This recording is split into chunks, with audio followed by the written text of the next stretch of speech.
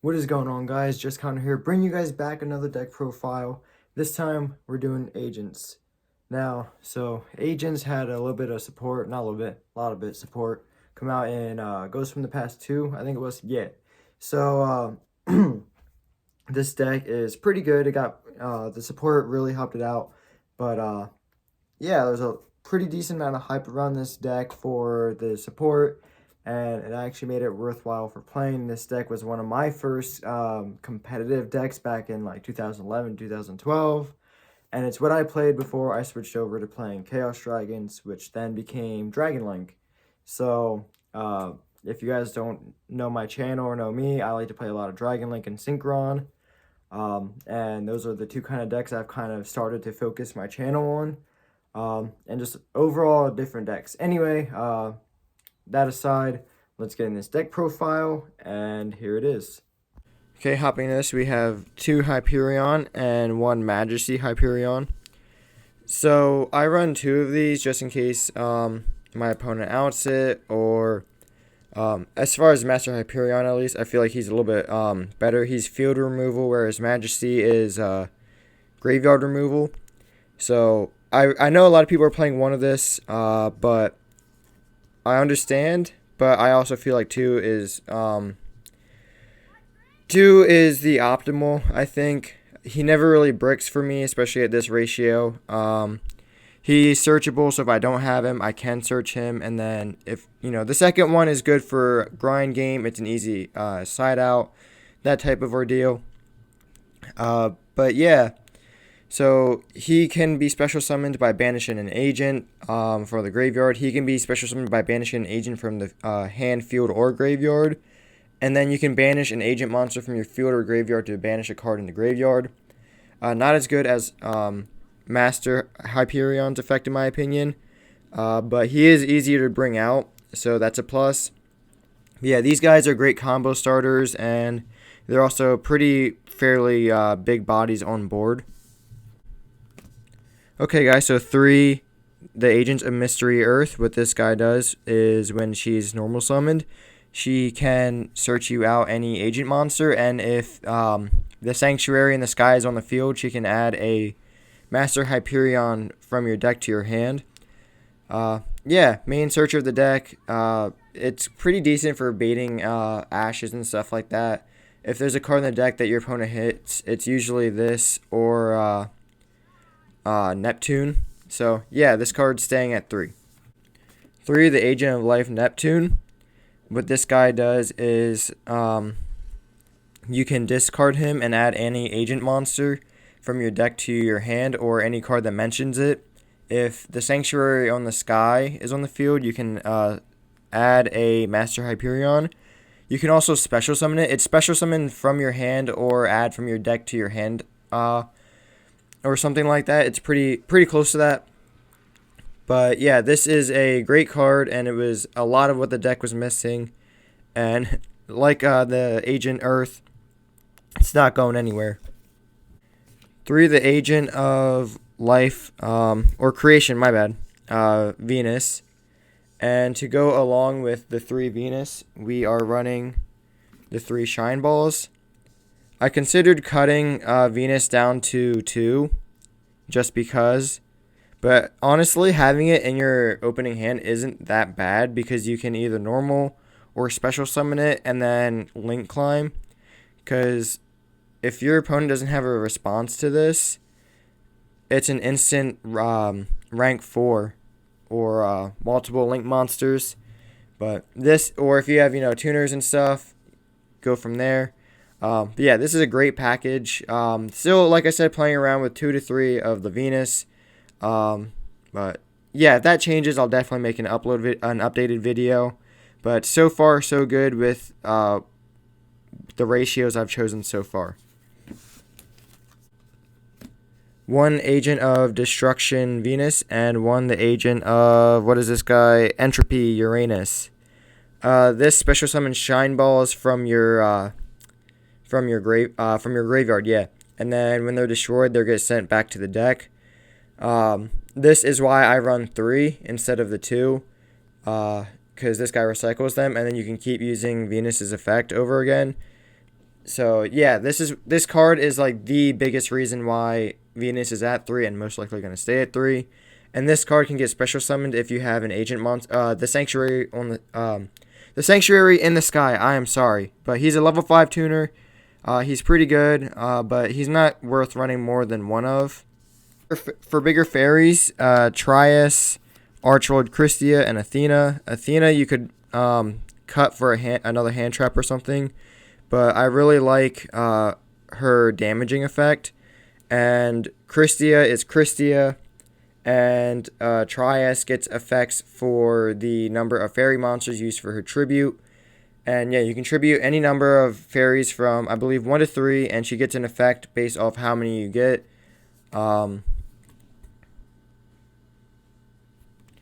If you tributed 2, you get to destroy 2 cards your opponent controls, and if you did 3, you get to draw 2 cards. So yeah, I actually like running the 3 of these, and yeah, I wouldn't change it up. But if you find that you're bricking with Athena, take it out. But you'll see why I have Athena in here. I have easier ways of bringing her out. Yeah, I just think she's a really cool card, and she has a pretty good effect, and she's a pretty beefy monster. For the last main deck boss monster, Mech Lord Emperor Wiesel. This is a little tech card of mine. If one of your cards is destroyed by a monster effect or any card effect, this can be special summoned and then take one of your opponent's synchro monsters and equip it to itself, and it gains his attack. It's an automatic 2,500 wall on the field, and then you take an opponent's monster. I know Tenyi Sword Soul is a big thing right now, and like Virtual World is doing huge again. And I'm pretty sure Virtual World is still going big in the OCG. And Synchrons are up and coming. You guys know I play a lot of Synchron, so I know about that deck and how powerful that can be. And this is just a great tech card, and I highly suggest you give it a try. I haven't seen anyone run this card yet, and I kind of get it, but I also don't. I feel like everyone just kind of forgot about it, and it's underrated. One Hecatrice. I don't know how to pronounce this card, but this card basically searches Valhalla. Spoiler alert, I run a couple of Valhallas in the deck. That's how I bring out my Athena. But yeah, this searches you Valhalla, and then you get an extra light fairy in the graveyard to use any of your Hyperion's effects. One Plague Spreader Zombie, because it's Plague Spreader Zombie. If he's in the graveyard, you can top deck a card and special summon him and go into plays. For hand traps, I run Dark Ruler No More, Effect Veiler, 2 Ghost Ogres, and Scythelock as a hand trap. This, if you don't like the Scythelock, you can actually just run a 5th hand trap. And if you don't want to run Artifact Dagda, you can also cut this for another hand trap. But yeah, you can use whatever hand trap lineup you want. I recommend probably the 2 Ghost, or maybe 1 Ghost and 2 Effect Veilers. Sorry, I had a brain fart. Or even like 2 Ash and 2 Veiler, or anything like that. Just whatever hand trap setup you think is best for your locals and where you're going, that's what I would run. For spells, 3 The Sacred Waters in the Sky. This card searches you any sanctuary. When this card's activated, it lets you play a sanctuary from the sky straight from your deck, and you can add any agent monster or a master Hyperion from your deck to your hand, and you gain 500 life points for each agent monster on the field. Yeah, good searcher, and I'm gonna leave it at 3.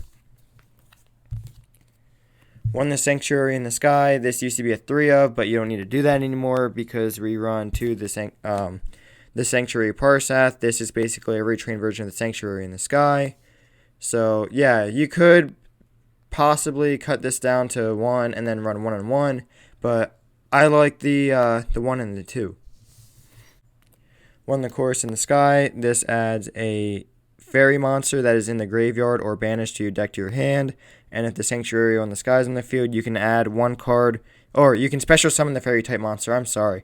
And if the sanctuary in the sky is on the field or in the graveyard, you can add a banished fairy monster. Add one banish the sanctuary in the sky or one card that mentions it that is banished to your hand. I am so sorry that took me so long. 2 more tech cards in the 2 Valhallas. I'm not going to cut this. If anything, I'd run more because it's a free Hyperion, Athena, whatever you want on the field if your opponent clears your board. I don't know why, I do get why more people don't run this, but again, I feel like it's one of those things that's an underdog card. You don't really expect it, but yeah, this is a great card. 1 called by because you want your combos to go through. I do run 2 traps and 2 fallen sanctuaries. You could also cut this down to 1, but sometimes the second one comes up in the grind game. This is basically another retrained version of the sanctuary in the sky. But yeah, this wraps up the main deck. Let's get into the extra deck. Links, Salamangreat, Ali Mirage, Kriston Hypofalgrax, I can't say his name. Protector of the Agents, Moon, the Dark Charmer Gloomy, Nightmare Unicorn, Borosword Dragon, and Boral End Dragon. Notice there's no Artifact Dagda.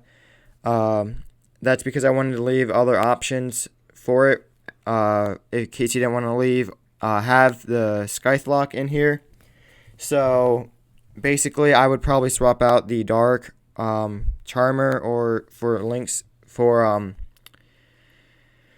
the Scythelock, I would swap out the Dark Charmer. Black Rose, Moonlight for Synchros, TG Wonder, Magician, what is this guy? The Executioner of the Underworld, Pluto. He's always treated as an agent monster. 1, Trishula, because it's Trish. 1 Croc. This guy's really cool. This guy's run in a lot of virtual world decks. 1 Kyuubi. I don't see this ran a whole lot. And yeah, basically, any card sent to the graveyard is banished instead, and when this card attacks a monster, or you can take a banished card and put it back into the graveyard. So obviously you would be bringing your agents back into the graveyard. This is a great tech card for this deck. I really don't get why people don't run this, because this deck is all about banishing agent monsters. So I really do not get why people don't see this card and be like, oh yeah, I'm definitely going to run that. 1 Leo, Keeper of the Trees. This should be, what's it called? Baron de Fleur, but I'm not spending $100+ on that card. For the last Synchro monster and the last extra deck monster, I can't ever remember these names. Master Flare Hyperion, okay. So this can become any agent monster and use its effect. It's a pretty big beat stick. If I had more space, I would actually run 2 of this. This is for the Kriston play. I'd probably take out the Croc for the Dagda, honestly.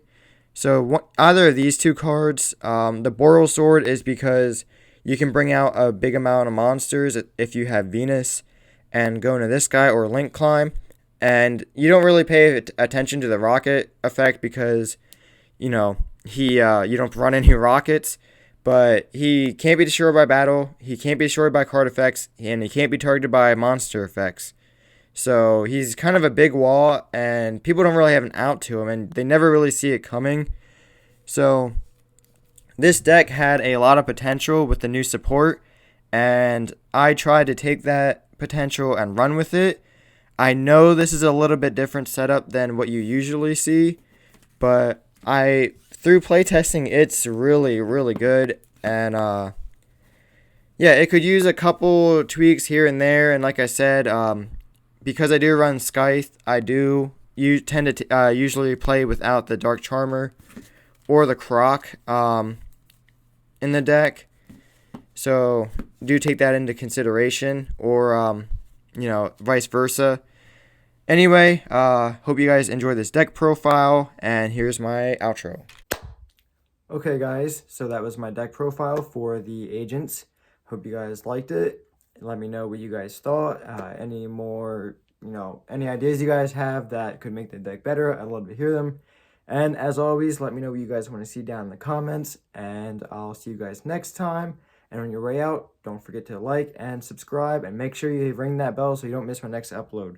See you guys next time.